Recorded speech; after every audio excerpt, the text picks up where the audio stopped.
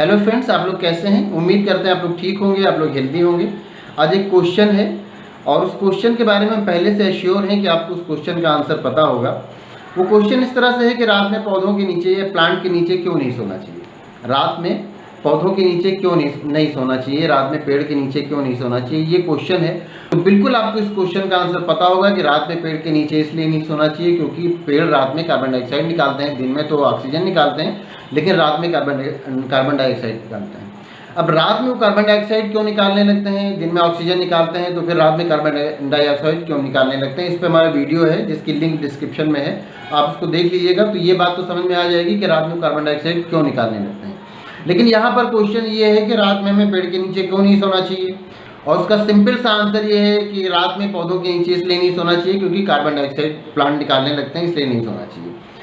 लेकिन बात सिर्फ इतनी सी नहीं है कि पौधे रात में कार्बन डाइऑक्साइड निकालने लगते हैं तो इसलिए हम पौधों के नीचे हमें नहीं सोना चाहिए। हम जिस रूम में रहते हैं, या बहुत सारे लोग एक रूम में रहते हैं, तो उस रूम में सभी तो कार्बन डाइऑक्साइड ही निकाल रहे होते हैं ना।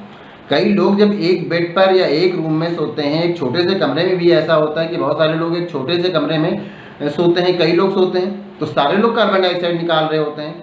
तो फिर वहाँ पर ये नहीं कहा जाता कि नहीं आप लोग किसी के साथ मत सोइए क्योंकि कार्बन डाइऑक्साइड वो निकाल रहा है। या हम लोग तो कार्बन डाइऑक्साइड, ह्यूमन या कोई भी एनिमल है, वो तो दिन में भी निकालते हैं। पौधे तो सिर्फ रात में कार्बन डाइऑक्साइड निकालते हैं, और एनिमल्स तो दिन में भी निकालते हैं और रात में भी निकालते हैं। हम लोग क्या करते हैं, दिन में भी ऑक्सीजन लेते हैं और कार्बन डाइऑक्साइड निकालते हैं।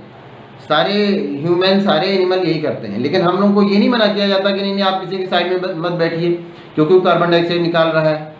लेकिन प्लांट के केस में ये कहा जाता है कि नहीं आप पेड़ के नीचे मत सोइए क्योंकि वो कार्बन डाइऑक्साइड निकालता है। और बहुत से लोग तो यहाँ तक भी कहते हैं कि कार्बन डाइऑक्साइड निकालता है, उसके नीचे आप सोएंगे तो आपका दम घुट जाएगा, आपकी सांस रुक जाएगी, सफोकेशन होगा।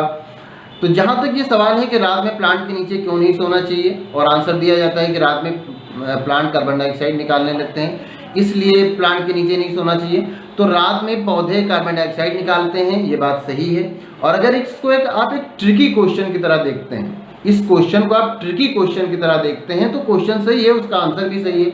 लेकिन आप अगर इसको प्रैक्टिकल एक क्वेश्चन की तरह देखें कि रात में हमें नहीं सोना चाहिए, तो फिर इसका प्रैक्टिकल क्वेश्चन अगर आप इसको देखेंगे तो फिर ऐसा नहीं है कि रात में आप किसी पौधे के नीचे, किसी प्लांट के नीचे, आप किसी ट्री के नीचे, किसी पेड़ के नीचे सो जाएंगे तो कुछ आपको हो जाएगा, या किसी जंगल में जाके सो जाएंगे। अगर इस तरह से हो कि नहीं आप किसी पेड़ के नीचे सोएंगे और वो कार्बन डाइऑक्साइड निकलता है और आपका दम घुट जाएगा, तो फिर इतने बड़े बड़े जंगल हैं जिसमें इतने सारे ट्रीज हैं, इतने सारे हर्ब, श्रब, छोटे बड़े और ट्रीज, सारे इतने सारे प्लांट्स होते हैं उसमें, और इतने सारे एनिमल्स होते हैं।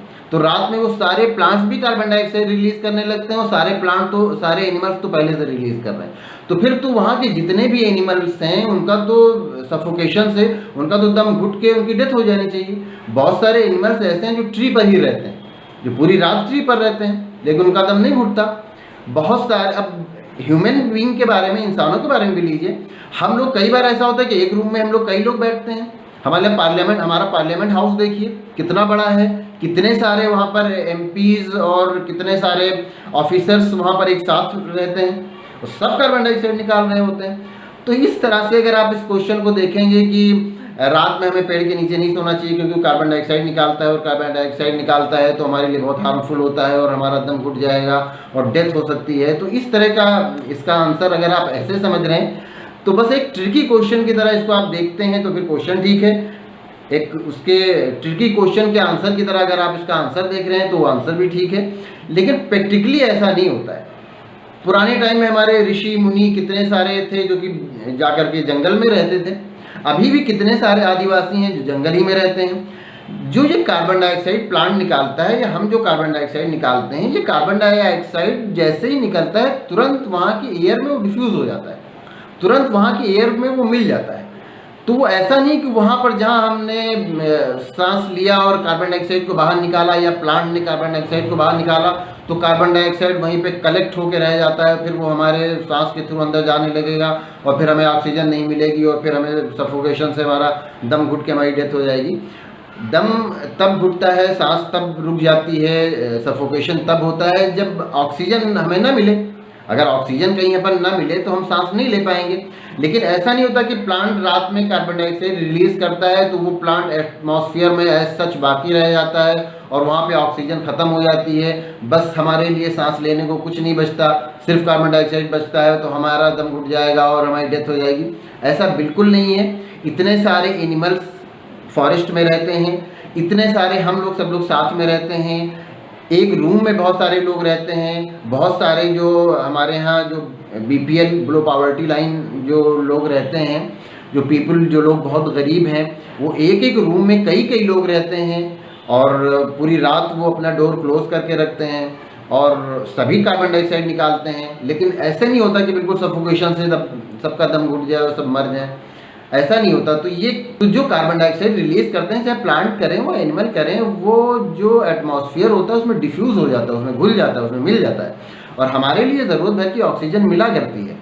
तो किसी पेड़ के नीचे आप सो के देख लीजिए, कुछ नहीं होगा आपको ऐसा। कितने सारे हमारे बोटेनिकल गार्डन हैं, कितने सारे हमारे बोटेनिकल गार्डन है और वहाँ पर कितने सारे एम्प्लॉई होते हैं जो रात में पेड़ के नीचे सोते हैं, जिनका जो उनके लिए अलग रूम बने होते हैं, तो वो सब उसी जंगल ही में बने होते हैं, उसी गार्डन में ही बने होते हैं।